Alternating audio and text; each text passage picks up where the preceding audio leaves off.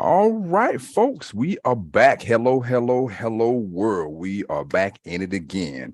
I am one of your co-hosts, Deante, I'm Shekema, and we're the the Dunlaps. Dunlaps. Yes, indeed. We're back in it again. I love doing this. I'm glad to be with you, baby. We got some special guests today. We're gonna get to them in a second. But in our new tradition, we'll say new tradition, not typical. It's not typical yet, but in our new tradition that we're setting up, we want to start today with what happened on December 13th in history. And I'll pass it to you, my love. All right, so this is actually one of my favorite parts of the show because I'm always about learning. So anything I do, there's going to be some enlightenment involved. And so today, on December 13th, in 1893, a Tennessee judge throws an entire multiracial family in jail for living together. And they back then, they had the laws against miscegenation, miscegenation, sorry. And so on December 13th, 1893, Judge Householder of Knoxville, Tennessee, sent an entire family to jail on felony miscegenation charges.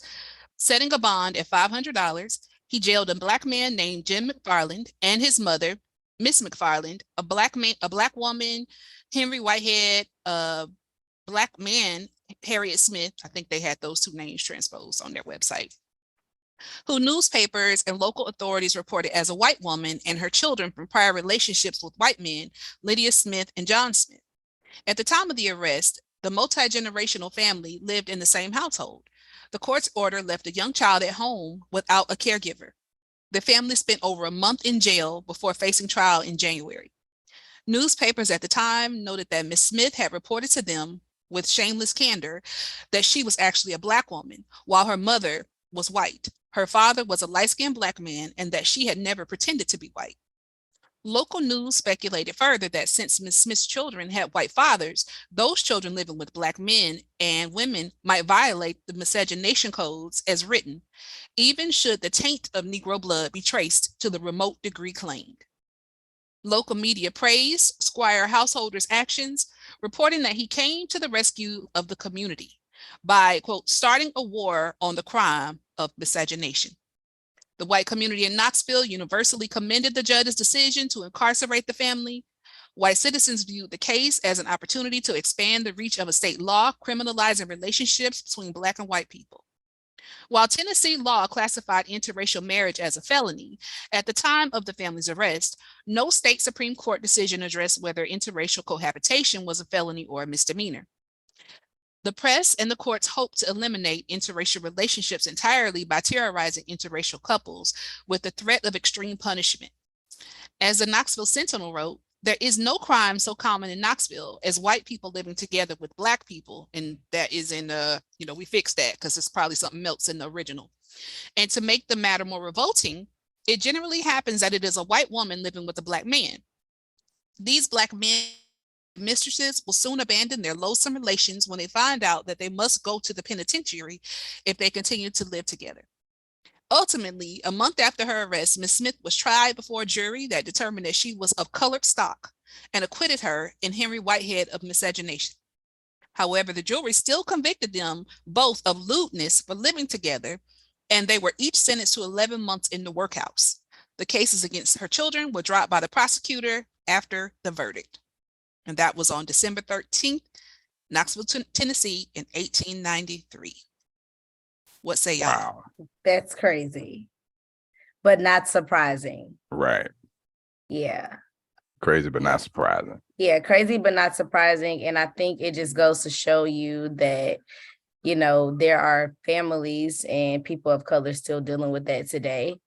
I definitely think that, I don't know if the education begins at educating people on the importance of interracial marriages or relationships, or if it begins with speaking the truth about the challenges or the unspoken truths that go on in the households of interracial marriages. Because I know I've never been interested in anybody that is not, of color.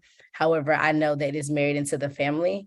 And so I think that oftentimes, you know, we fear what we don't understand, or we judge what we don't understand, or we, you know, pass judgment on certain things. But I just feel like I've always questioned, you know, how the inside of those homes, you know, really are. And we see things like this in history, and I think it makes us more compassionate, you know, when it comes to meeting people that are in interracial marriages and relationships. But I think it also, you know, helps us to become activists in a way for the world browning, so to speak. So it's just interesting. History the first thing I is kind of no, go ahead, Shellby. I'm sorry. No, you're fine. Anytime I feel like the conversations around race, especially back in the day when it was, you know, literally time to be Black, and to mix the two, that there was just such a distance from what really mattered in situations like this, right, in a relationship, which is the person who you are marrying, not the literal color of their skin, and being prosecuted for just loving someone no matter what they looked like. And mostly, especially in these days, it was more so that, you know, we couldn't love them. They could love on us and they could treat us and do what they want with our bodies and us as Black people. But, you know, the barrier was on us. And just, it always just like, I just shake my head so hard, like every time conversations about race in general, but especially when it comes to something that really should just be focused on this person as a whole and what they bring to you in a relationship, and, you know, them themselves, and not what they looked like and what their skin color was. And to be prosecuted for something like that is just so insane and really, really sad to think about. And even though obviously we've come a long way from where you're not going to get prosecuted anymore if you're in an interracial relationship or marriage, it's still in a lot of ways looked down upon in some societies. I remember when I like tried to like date like even a Latino boy, my dad was like, "Do they know you Black?" Like he was like very, you know, and I was like, why would you ask that? Like, but it's a real concern of my father was actually concerned, you know, like, do they know that she's chocolate? Do they know what she looks like, right? Because him growing up in the 50s, you know, he's like, you know, that was still something ingrained in him. Like, let me make sure my daughter is safe. Do they know? So I don't know. It's just very, very interesting to think about that there was a time that we actually lived where it was like dangerous to like interracially date. Dunlap, were you going to say something? No, I was just basically going to elaborate on some of what Malani said, and even, you know, even to a degree of what Shellby said. You know, it's interesting. And I always find generalities funny, especially when they're used in the negative. It's always interesting when people make generalizations about, you know, it seems like it's easier for people to make negative generalizations, but when it comes down to positive stuff, then it's like then it wants to be individualized. So it's always interesting, you know, when you hear about these types of topics, you know, just because, like, you know, Shellby was saying, it's about the person, you know, but, you know, based on generalities and, you know, and general biases, you know,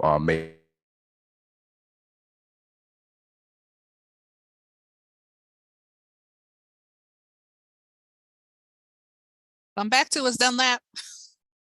I was going to say, we just actually have seen something in the news, right? So like Congress just protected interracial relationships again. Like it happened in 1893, but this is something that's still up for debate, like right now.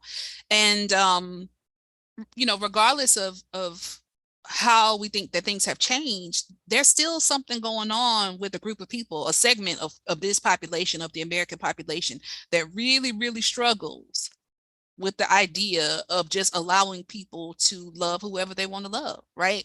And so that bill was about both interracial relationships, and it was about same-sex marriages. And that was last week? So this is something that's still very relevant in 2022. What I want to do now, while we wait for Dunlap to rejoin us, is shift a little bit and let's do some introductions. So tonight is about Home for the Holidays. This is part 2. And so I get to spend some time with some of my favorite people. So I just want to take a moment and I'll introduce you and just, say your name. And then at that point, if you could just tell us a little bit about yourself, what you do currently, and then we'll get started with the conversation. So Shellby, you want to go first? Yeah, sure. So hi, everybody. First of all, thank you so much to Mr. and Mrs. Dunlap for having me here on their brilliant show, because they're both brilliant. So thank you so much for inviting me. My name is Shellby Johnson-Rodney. I was class of 2012 at Mount Zion High School in AP Lit. And just so glad that I had that experience. And now a whole decade later, I work for the federal government. I worked in the field of marine science. I am a science communication specialist and a marine conservationist.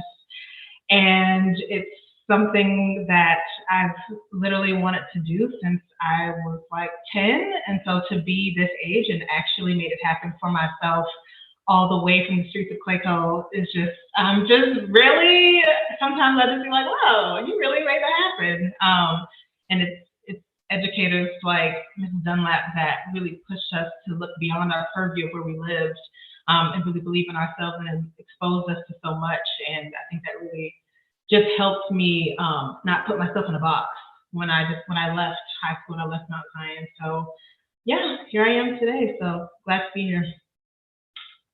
So just so y'all know, I like to brag on my babies. Y'all know I do that, right? So like a Black marine biologist, okay, works for NOAA from Clayton County, okay, from Clayco. And I'm proud. I'm sorry. I'm proud. I am so proud. So I just want to take that moment. We just needed a moment to just like relish in that, because okay. And you better hyphenate that last name. Yes, Mr. my Rodney's husband might be watching it. Yes. My husband is Rodney. He also went to Mount Zion. He was not in at the time, just a very crew, but he was also Mount Zion, graduated 1 year ahead of me. So also met my husband in Clayco. Things never know, Look at that. Look at God. And I've lived in a lot of places. So to come all the way back home to find my husband was like, well, I am proud. I am proud. All right. So next we have the Smiths. Masai and Malani. Did you guys want to introduce yourselves? You know what? We're live, so could you just act right, please? I'm doing my best. Hi, everybody. My name is Malani, and it is just an honor to be here today because we just love Mom and we love Papa D. It's so great that, you all are doing a show together, because when we just have had an opportunity to just be around you all together, you're just electricity, just bouncing off each other, bouncing off the people around you. So I'm so excited for the show and just thankful for everybody tuning in, watching right now live, but then who will also, tune in later.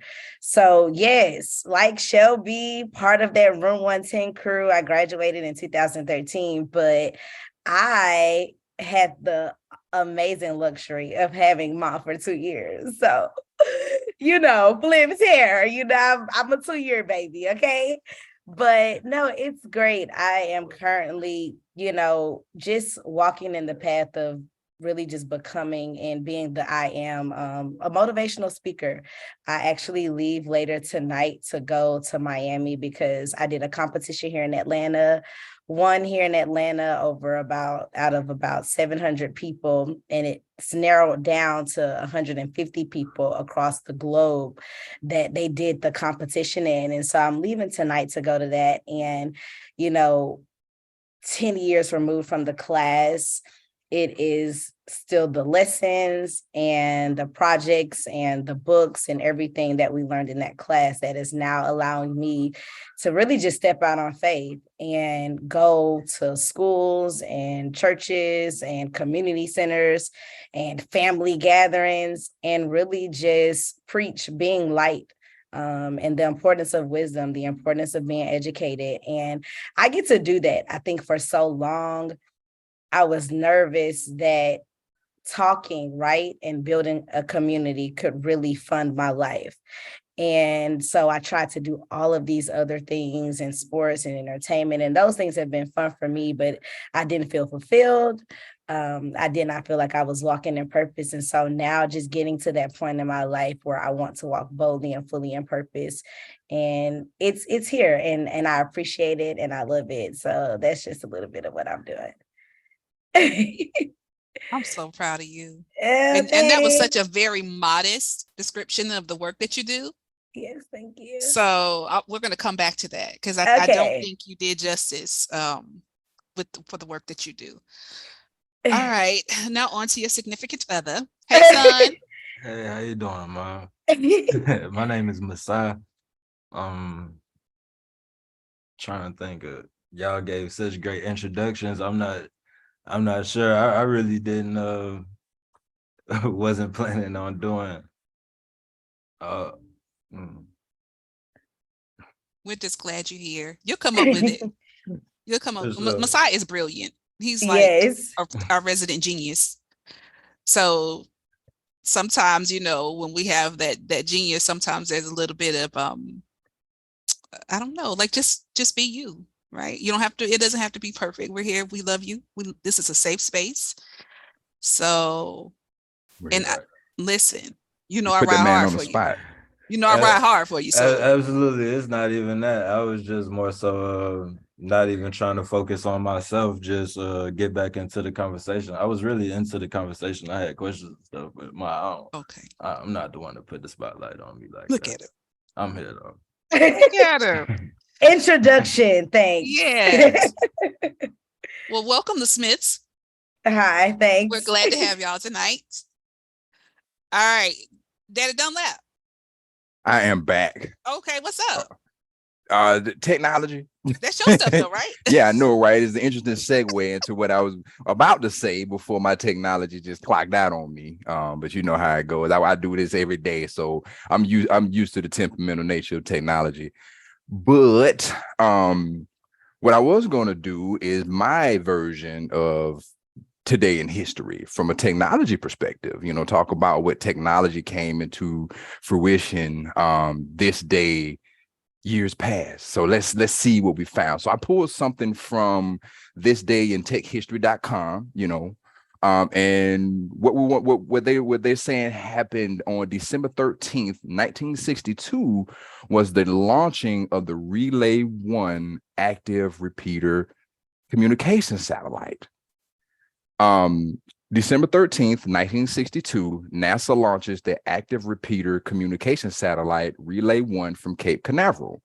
One of the earliest communication satellites to be launched, Relay 1's mission was primarily experimental, but nonetheless was used for some notable events. On November 22nd, 1963, Relay 1 was the first satellite to broadcast television from the United States to Japan, which happened to be the announcement of the assassination of John F. Kennedy. It was then used in August of 1964 to broadcast the 1964 Summer Olympics from Japan to Europe and the United States, relaying the signal with another satellite, CENTCOM 3. Those were the first two satellites that were used in tandem for a television broadcast. Relay 1 was used until February 10th, 1965, when a problem with this power system caused the satellite to become non-functional. Interesting. That's huge news, though. Interesting. Relay 1 was not launched on this day in 1962. Wow. That's why you hang with smart people. Because I never would have even. It's an amazing thing. It's an amazing thing. Speaking about technology, and then, my technology failed me, and then talk about the technology that brought us right back together, right? But back in the day, on this day. So it's all right. Circle, I guess, right? But I wonder what Black person invented it. I know. That's what I want to know. Let's go look that part up too. Yeah, let's see what Black woman invented that one. Okay. So while he's looking that up, I want to talk to y'all. I'm so glad to see y'all. I'm so glad to see y'all. Y'all just don't know. Like I've been over here kind of like moist around the eyelids. I'm so happy to see y'all. Tell me about what your experience was like in that classroom. And Malani and Masai, you only had me for 1 year, right? For your senior year? Okay, so Malani, you got the most experience. And then just what was that like for y'all? I'm always fascinated to hear, like, from your perspective, what happened in that classroom space. Well, I can just say, I guess I'll start, but I will just say for me, my experience, I don't know how everyone else came into the classroom, but I remember us meeting in the cafeteria, and I was a junior. Well, now I had to be a sophomore going into junior year, and you were at the front kind of signing people up for AP. And at the time I was not an AP student. And well, I think I had an AP science class, but that was it. And I just remember, the conversation, like, you should be an AP. And I'm like, no, not really. And I had all of these reasons why I did not want to be in the class. And you just kind of said, well, you're making all of these like pre-assumptions about the class. You're thinking about the test, like you've never even experienced it. But if I were you, I would give it a try. A lot of your peers are already signed up, you're the one. And so I will say my experience was that I was really sought after for the AP course, which became a continuous divine lesson just in my life of just how, God just seeks me out, right? And so coming into the class, I definitely thought on my first day, I knew on the first day of being in there my junior year that it was going to be different, because out of the 11 years that I had been in school, you were the first teacher on the first day when we were leaving your class to tell us that you loved us. And I just thought that was weird, because I'm just like, teachers don't love their students. So what is this? Like, she crazy. And your desk was at the back of the classroom. And I remember, just as we, began to learn different things, you just would always tell us, like, I'm the minority in the classroom. How dare I, stand before you, and teach. But not even that I'm the minority, but that, iron sharpens iron. So some days you will be the teacher and I will be the student. And some days I will be the teacher, educator, and you all will be the students. And so, the experience in the class was transformative. And I have to use that word for the classroom, because when I think of anything transforming, it has new nature, it has new eyes, everything about it changes. And that is exactly what happened, in my life, spiritually, mentally, physically. I just became a brand new person within a matter of 2 years. If I was a rebel before, I was an activist. Let me just say that. And my level of compassion and love and vulnerability just skyrocketed because of everything that I was learning. So I got loved, I received love, and I was able to develop a healthy mindset that would just transform me, and then that would stick with me for the rest of my life. So I enjoyed the class, and the class was I'll say this last thing, the class was so beneficial that I remember senior year you telling us, like, look, when y'all leave this classroom, it ain't gonna be another one of this. You're gonna have to either find it amongst yourselves, or you're gonna have to dig deep to remember the things in this classroom that you learned. And I did. I mean, I literally got to college my freshman year in Virginia, and there were just some days that I cried, because I was like, I need room 110. And so I literally had to dig deep, within myself and remember those lessons. And then I had to remember to build that same kind of similar community around me of, believers and like-minded people and people that would feed into me, because it was truly just life-changing. And we held each other accountable, and we were a big family in there. So it was important. All right. So for me, the classroom, it was one of a kind. It was a super unique experience. And just thinking back on it now, I'm just amazed how Mrs. Dunlap was able to do that. Yeah. Being that we were in public school, but granted, it was an AP class, so it was advanced, and that's where we had our wiggle room to say, well, we're learning about this and we're learning about that.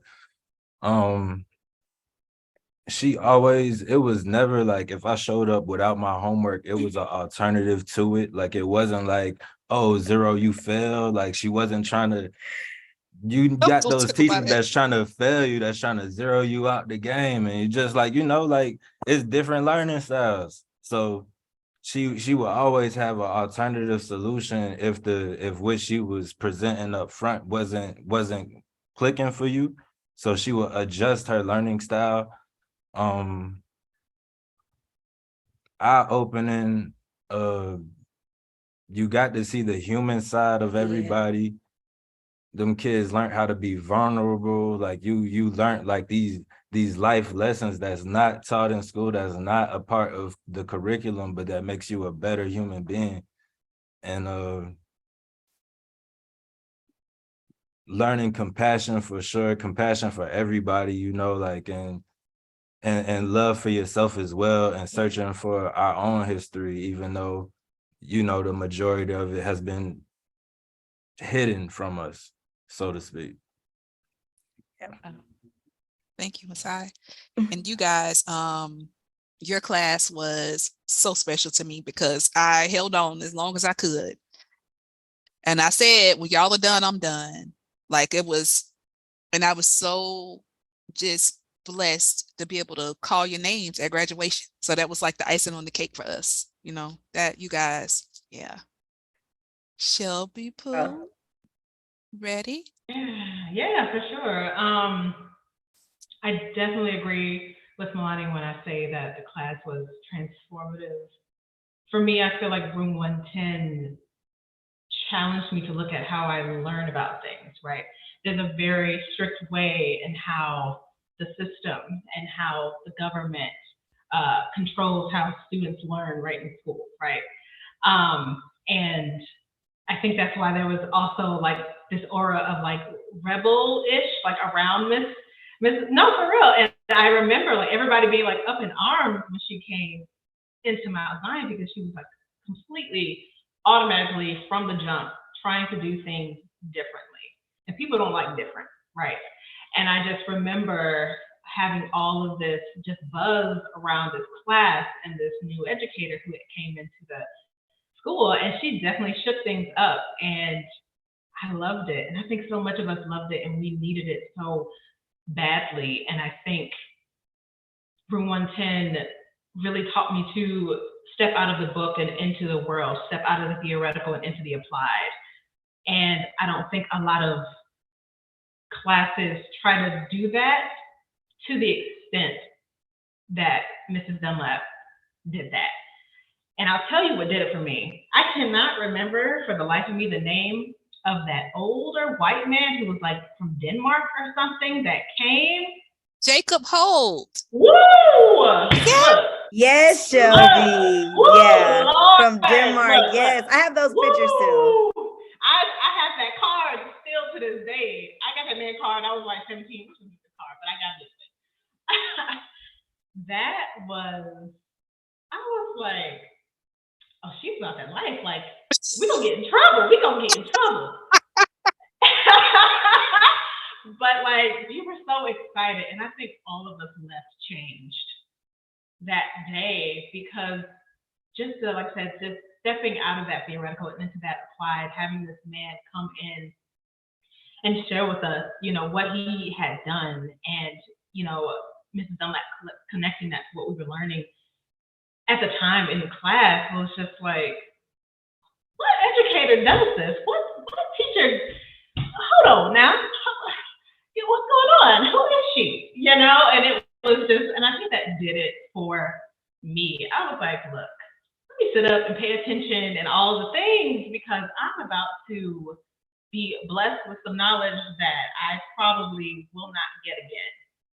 Like this woman is really trying to push the boundaries of who we are and how we think about the world and not confine us to what the system puts in a book and says that we're supposed to learn, and it just broadened my horizon so much. And then I agree with the Smiths when I agree with the Smiths when I definitely piggyback and say that, it was, of course about the knowledge and of course about learning, but just feeling the very organic sense that this teacher cared about you, as a person and about your development and looking out for you, outside of the classroom. It was just to an extent I had just never really experienced before. And, you have those questions that come up when you're creating passwords for work and they're like, what's your security question? Who was your favorite teacher? Like, we all know what it's going to be. You know what I'm saying? That's my answer to that question. You know what I'm saying? Give me my password. It's Mrs. Dunlap. And so it's just Such a blessing, y'all. Like, and it's very true. Like, this is real. Like, I'm being like really, really honest right now. It was a blessing. You were a blessing. You are a blessing. And I think we were just all changed for the better, honestly. If you wasn't part of Room 110, ooh. Guess you missed out over it. But yeah, it was great. And I'll never forget it. I'll be 89 and I'll still remember. wow.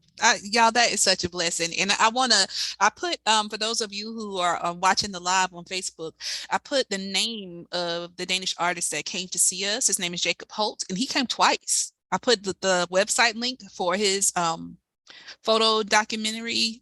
So listen, we just had faith back then, right? We just believed, like, collectively, that anything was possible inside that classroom.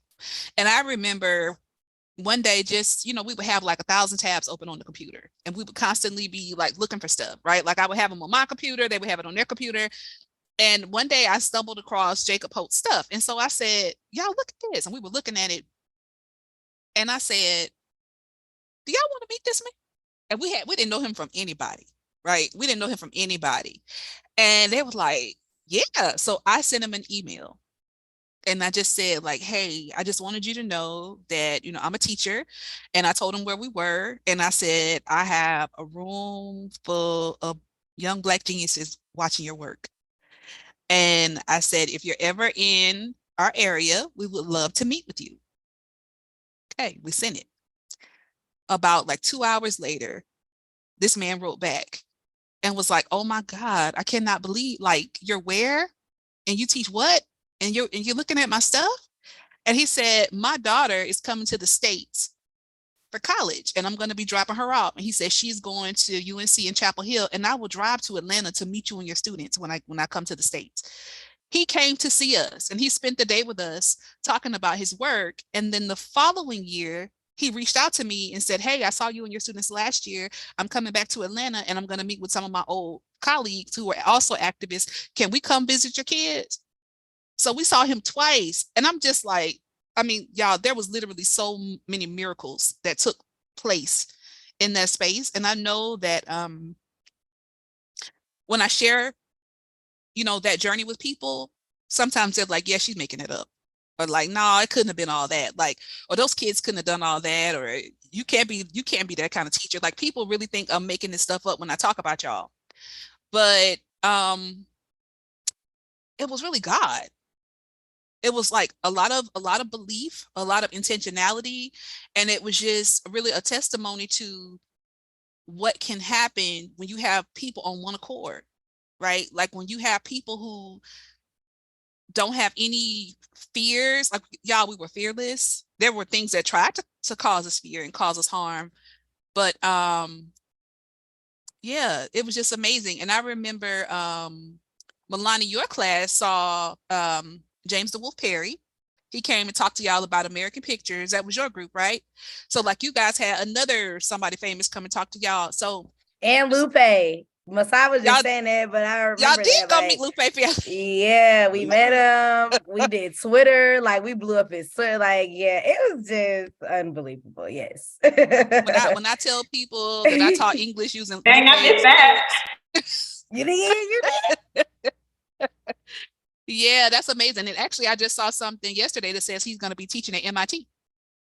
So I want to know, right? Like, so I think he's talking about the mathematical formulas behind his lyrics. So I'm just like, that's going to be dope.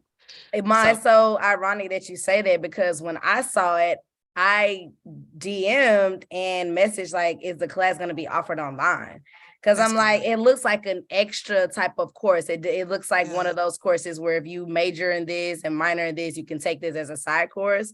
So I'm hoping that I can find it and maybe take it in the spring, like pay my little $200, $300, $500 to take to audit it. Yeah, because I'm just like, we did this, you know, and I remember him just responding to the feedback that we had. So it's amazing. He should definitely do it. It's going to be a great course. MIT actually has a lot of open courses. So maybe reach out to him directly. Just remind him, like, I met you when I was in high school. You came to Clayton Riverdale and I saw you at your signing and I saw that you're teaching this class. And I know that MIT they offer a lot of open courses where you just go on YouTube and see the teachers doing their thing. See if he'd be willing to do it. Again, intentionality. Have no fear and just believe that you are worthy of everything that you're asking for. That's it right there. Okay. And that whole sentence, and that just sparked something. My senior year of college. So my first years of college were really rough. I had just lost my last parent, all of that stuff. So I was just doing the bare minimum, just trying to, I still did well, but I was doing the bare minimum of what I knew I could do more. And so when I got into my last 2 years of college, and especially my senior year, I called it my shoot my shot year. I was like, okay, whatever it is that come up, apply for it. Whatever it is, just do it. And I ended up being the commencement speaker at graduation. I saw that, girl. When I saw that, I cried.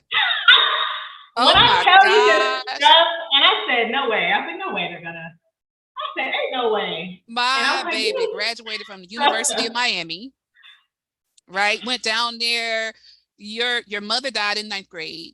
Your dad passed away the day before baccalaureate or the morning of baccalaureate?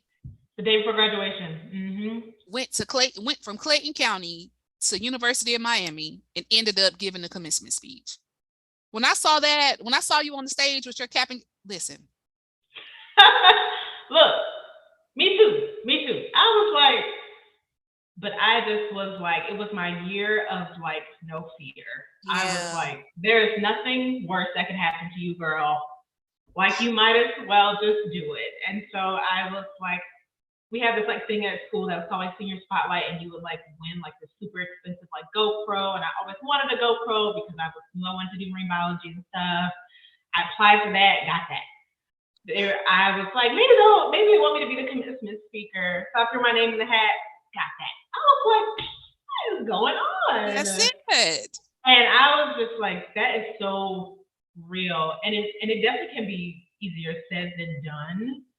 But the moment you just really give yourself the space to be and do whatever it is, you'll just be so surprised, what will just meet you halfway. That's it. You know, you do your work here on the ground, and God is doing his work in the supernatural always.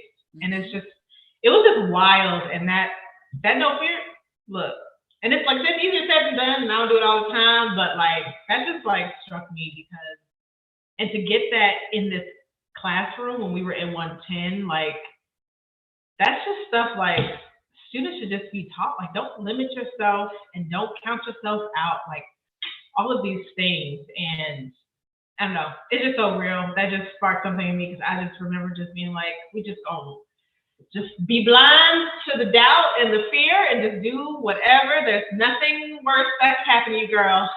Just give it a try. And it was just left and right, and it was just, I don't know. So sometimes I have to remind myself as I get older and adulting gets annoying and stressful, to be what would senior year in college Shellby do? And I'll just try to take myself back to give myself motivation. But yeah, it's very real. I love that so much. And one of the things that I want to say, because I know when we talk about you guys' experiences in the classroom, we tend to talk about them in ways that make it seem all magical, but there was so much adversity that y'all had to overcome, right? Whether it was from people saying that y'all were brainwashed, and it was just all kind of stuff, just all kinds of stuff. So you guys learned how to fight for yourselves, and you learned how to stand up for yourself. How has that lesson translated to you in your adult life?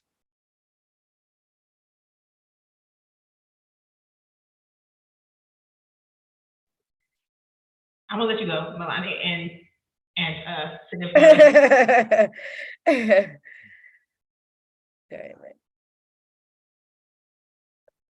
I had it. I was gonna say it just helped shape the kind of person that I was gonna be. Like I really didn't care about school growing up. I could always make the good grades and stuff, but it was just like an easy blow by. But I fell in love with learning when I was in room 110. So I became a lifelong learner just because it was so many things that different subjects that we tapped on, and it just opened so many other doors as well. But just kind of piggybacking off of what Shellby said earlier, just thinking about things in an untraditional way. Because we know that the system is set up for us once in a specific way, and that the information that they give us access to is usually not beneficial to us. We have to, search for, just because it's a whole trick into them try to get you to play into their system pretty much. But you become a independent thinker, or a good critical thinker enough to where you're able to still figure out the game for yourself, and see things from a bird's eye view, and not just be a pawn on a chessboard. I think for me, you taught me a quote. I don't know whose quote it is, but it's that everything that's right is not righteous, but everything that is righteous is right. And so when I would go to battle, or when there was something that I felt like was going on in my life, whether it be at work and relationships, personal, whatever it was, that was the foundation that I stood on before my attack, or before my plan, or how I prepared. Because I remember, even so for me, I always ask people, like, when did you realize you were Black? Or what was that thing in high school that really changed your life? Or what happened, and what was that moment in time? And for me, it was, losing Trayvon Martin. And I just remember at that time, I had just, I was in your class, for almost a year. It's my first year as a junior year class. It was 2012. My class was the first class at Mount Zion to literally have 4 different principals all 4 years of high school. And, that 2012 year was just interesting within itself. That is the year that we were called, even beyond us being brainwashed, people were calling us a cult. They sure did. So that was so hurtful. They were calling us a cult. They were upset that, we were starting to educate other students that were not in your class. And I remember there would be things that the principal or that teachers would try to do. And we had read upon the handbook, like the student handbook. And there was just so many little battles and so many big battles that we together had to endure as a unit. Like room 110 is in 2012, Shellby in those classes there, our classes there. So we're enduring these things as a unit. And I literally just took the same tools that we had, using those in the real world as a young adult. Because the strategy and the method and the intellect, the wisdom or whatever that we used in the classroom was no different, than my young adult life. It's just that I'm older now. And so for me, like I said, but I always started with anything that if I'm doing the work in righteousness, right? If I'm doing the work in righteousness, if I'm doing the work knowing that it's going to affect not just myself, but the other people around me for the greater good, this fight is worth that battle. And I really learned that from you, Ma. Like, I learned that you were willing to really willing to aim higher and higher each day for us, because you knew, like, no, like, these are the kids that's going to be the, you know, that they're going to be creating the laws, that are going to be the, you know, controlling the market, that are going to be, you know, financially free, like all of these things. And when we saw you take that stand as an adult, as our big sister, as our mother, as a grandparent, you know, as whatever it was for us, when we saw you do that, it became much more apparent. It became much more easier for us to do that ourselves. And we can now mirror that same reflection as young adults, because we are not kids now. So that is exactly what that is. Thank you. I think in the class, for me, you became a living embodiment of grit. And there's this really, really various TED talk that I love that talks about grit. And I think she defines it as like passion and perseverance for really long-term goals or something like that. And to see you, sort of like Malani was saying, like take a stand and be this just powerful example for us, pushing through everything that was coming. And we was gone when the cult stuff. Was that around my year? I don't even know. I don't even know, I remember that. But I mean, I knew people definitely looked at us very funny when we were like in the halls and stuff, and some of the other teachers would almost be like, "Oh, you're in this hilarious class." We're like, okay. But for me, you were just this amazing, living embodiment of grit. And I don't even think I really knew what grit was at the time, but I knew there was this woman who was going the distance to teach us with all this stuff coming at her anyway, finding a way. And so taking that into adulthood, that there is always a way, right? And, it's just are you willing to go the distance? Are you willing to put in the work? And so many amazing things came out of Room 110 because you put in the work for us.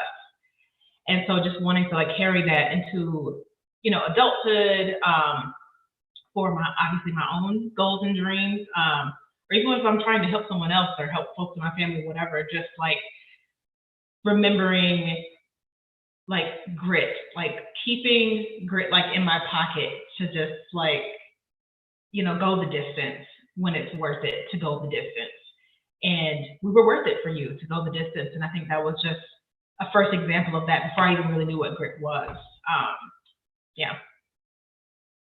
I'm so humbled. Yeah. Dunlap, can you take over? Well, so just listening and kind of observing what everybody's saying, the theme that I'm hearing underlying everything is just that simple notion of love.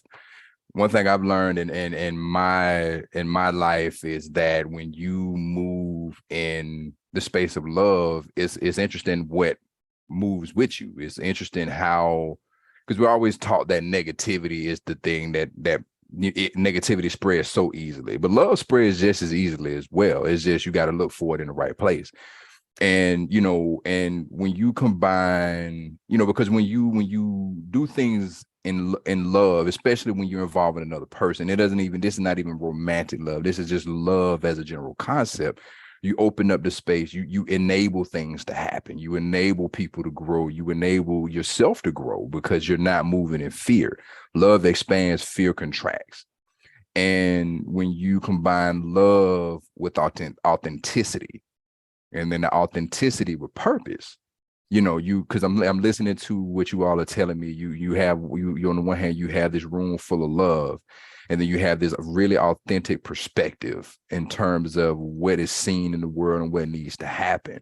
And you combine that with a purpose that not only, Shekema saw herself as your instructor, but she also saw that you are being a conduit of that purpose. You are being, a part of that, and when you combine all of those three things together, to other people on the outside, it looks like cult-like behavior, because those are three things that you can't get everywhere. So you don't find love mixed with authenticity, mixed with purpose all the time.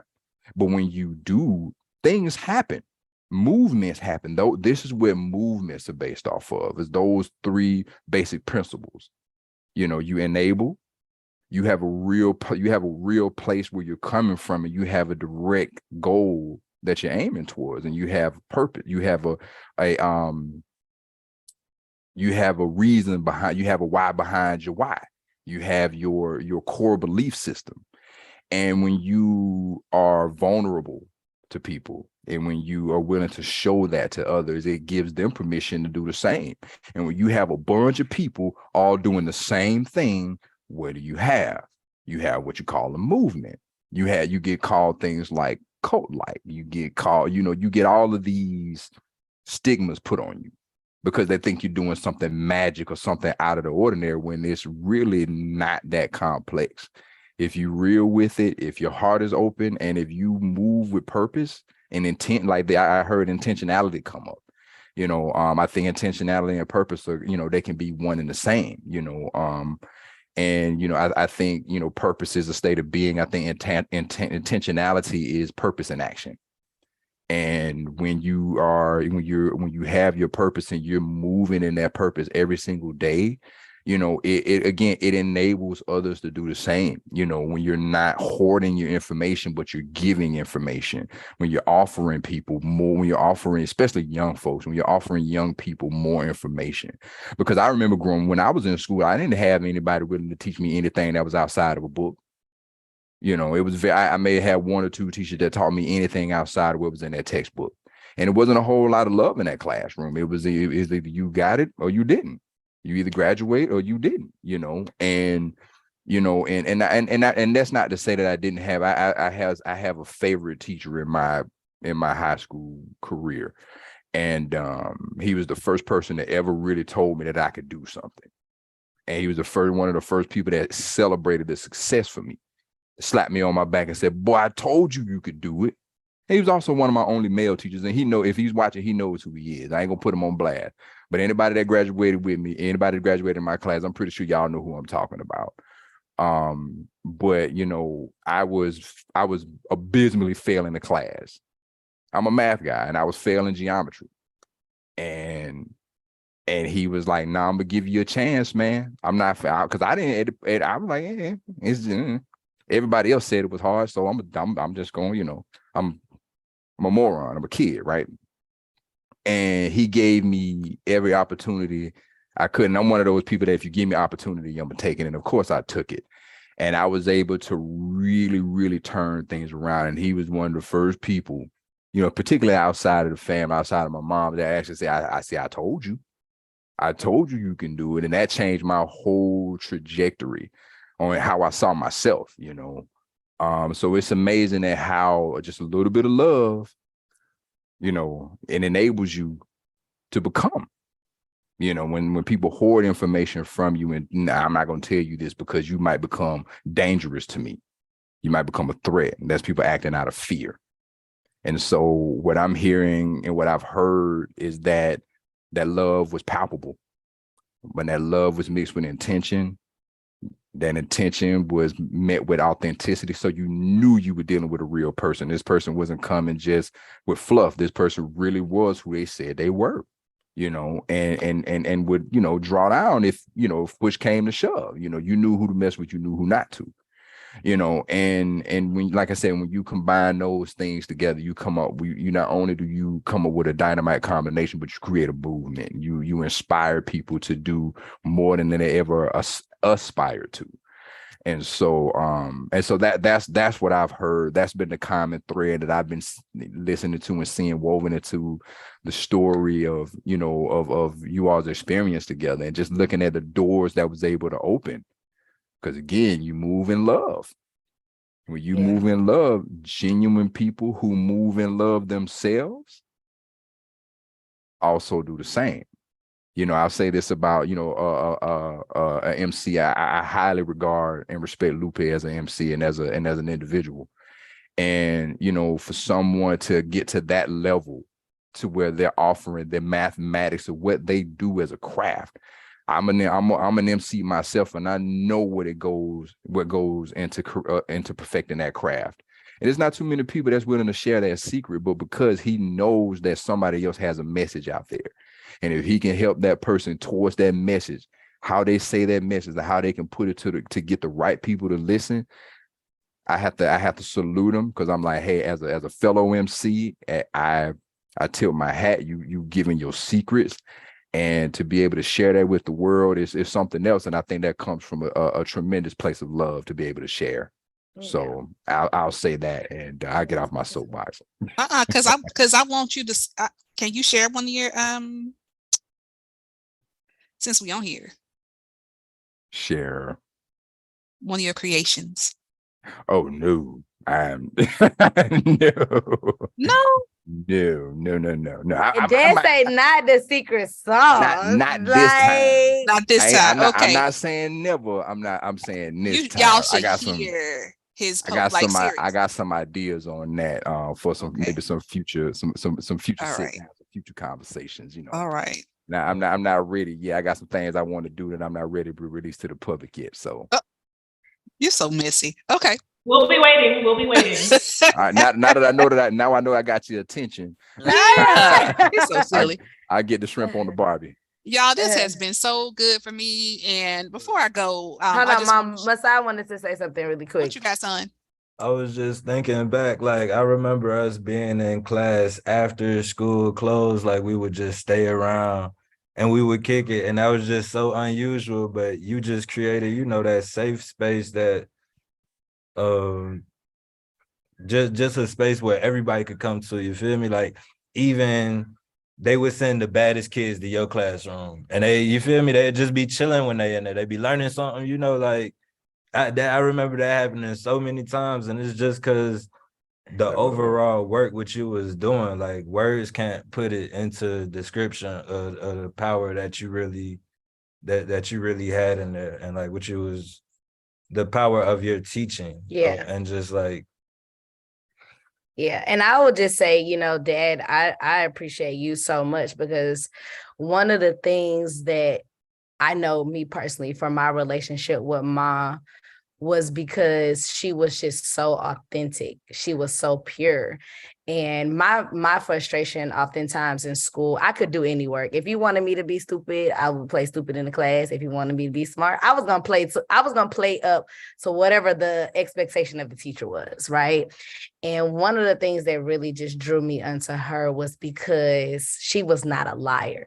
Like if she came home or if she came to class and something wasn't right at home, she let us know. Like, listen, today, one of y'all gonna teach today because of X, Y, and Z. Or today, you know, I remember Ma going through, you know, one of her divorces. I remember, you know, her, you know, just being sick some days. Like all of these things, like she just didn't fake it with us. It wasn't like I'm a teacher and I'm perfect. You know, she was just so real, and it helped me to become a woman of truth, because I felt like, okay, here's a woman, she has kids, she's not married anymore, but she's looking for the love of her life.